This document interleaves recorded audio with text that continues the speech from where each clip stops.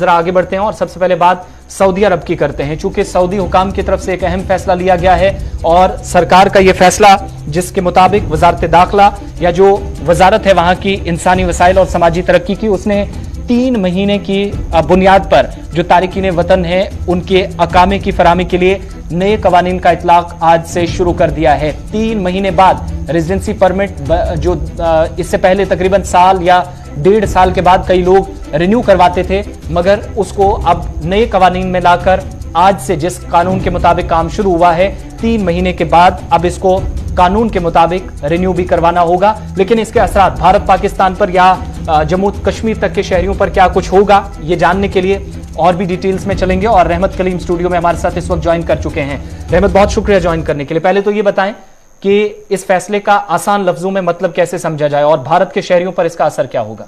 ये देखिए, बिल्कुल ये एक ऐसा कानून है जिसे हम इकामा कहते हैं अरबी जबान में, लेकिन इसको रेजिडेंस परमिट के तौर पर इंग्लिश में कहते हैं। आसान जबान में आप समझ सकते हैं कि आप अगर हिंदुस्तान से हैं, पाकिस्तान से, बांग्लादेश से हैं और सऊदी अरब में काम करने के लिए जा रहे हैं तो आप वहां जितने दिनों तक रहेंगे उसका आपको किराया देना होगा। आप इसको सीधे साधे लफ्जों में समझ सकते हैं। जिस तरह से हम दिल्ली, मुंबई, दूसरे शहरों में किराए पर रूम लेते हैं, रेंट लेते हैं, उसका हर माह कुछ ना कुछ उसके लिए हमें रेंट देना पड़ता है। उसी तरह से सऊदी अरब में अगर आप रहते हैं तो आपको फी महीने आपको इकामा की एक मुद्दत होती है, उसके लिए आपको फीस देना पड़ता है। पहले जो प्रोसेस था कि आप साल में एक बार रिन्यू होती थी आपकी मुद्दतें और आपका इकामा एक बार रिन्यू होता था, यानी सीधे 12 महीने के लिए रिन्यू होता था। लेकिन अब हालिया सरकारों ने, वजारत दाखिला ने यह फैसला किया है कि क्यों ना हम इसे और आसान कर दें। और आसान करने का मतलब यह हुआ कि अब वो जो सिर्फ 12 महीने के लिए पहले हुआ करता था, अब उससे रिन्यू करने के लिए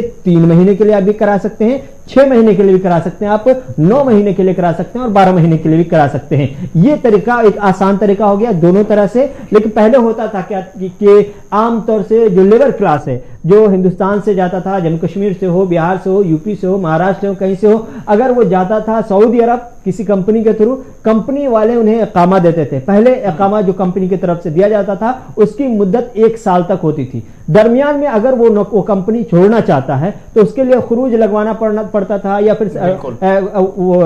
कंपनी की जानिब से खरूज वगैरह लगा दिया जाता था, जिसकी वजह से उनके सामने प्रॉब्लम यह था कि 1 साल तक वो कंपनी से बाहर रह सकते हैं, लेकिन सऊदी अरब में वो रहने के मजाज होते थे। अब यह है कि अगर आप किसी कंपनी में गए हैं, आपकी कंपनी वालों ने आपके इकामे की तौसी को सिर्फ 3 महीने के लिए किया है, तो फिर 3 महीने के बाद आप क्या करेंगे? आपको फिर 800 रियाल फी माह के हिसाब से 3 महीने के लिए नहीं। यानी एक चीज ये समझे कि एक तो मजदूर पेशा जो अफराद हैं,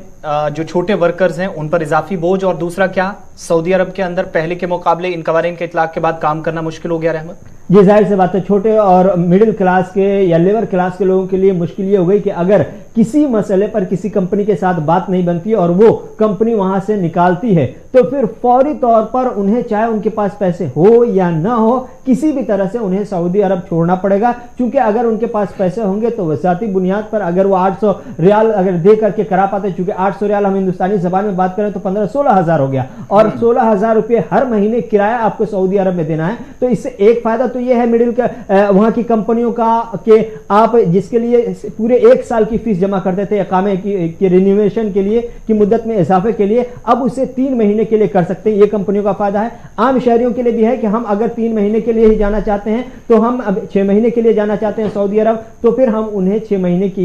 लिए ही बाकायदा तौर पर इकामे। अच्छा, एक चीज और भी क्लियर कीजिएगा, क्या इसमें कोई इस तरह की कोई पॉइंट मेंशन किया गया है? चूंकि बहुत सारे लोग छुट्टी पे आते हैं, छुट्टी के बाद वापस वो जाते हैं, तो बहुत सारे लोगों के पास जो वर्क परमिट होता है, रेजिडेंसी परमिट या वर्क परमिट कह लीजिए, वो यहां से जाएंगे, आधा वक्त यहां गुजरा है, वापस जाकर उन्हें तकरीबन 5-6 महीनों बाद रिन्यू करवाना है, वो कैंसिल हो जाएगा और नए सिरे से वो बनाना होगा? नहीं, जो मुद्दत होगी, अगर आप उस मुद्दत में अब खरूज निहाई एक टर्म वहां इस्तेमाल किया जाता है, अगर वो खरूज निहाई लगवा करके आप आते हैं तो फिर वो आपके एक्सटेंशन को खत्म होगा, आप जाने के वक्त फिर से आपको इकामा लेना होगा नई मुद्दत के लिए। अगर वो खरूज निहाई आपको नहीं लगता है, उसके बावजूद आप बाहर निकल पाते हैं, तो फिर आपके लिए वो ऑप्शन बाकी रहेगा कि बकिया मुद्दत तक आप सऊदी अरब में रह सकते हैं। लेकिन यह है कि एक प्रोसेस जो अब तक के था, एक बड़ी रकम जमा करनी थी, करीब 9,600 रियाल रुपए 600 रियाल जमा करना होता था साल में एक बार इकामा की तौसी के लिए। वो एक बोझ कम जरूर हुआ है, लेकिन जो लेबर क्लास है, जो दूसरे मुल्कों से जाते हैं, हिंदुस्तान पाकिस्तान से, उनके ऊपर एक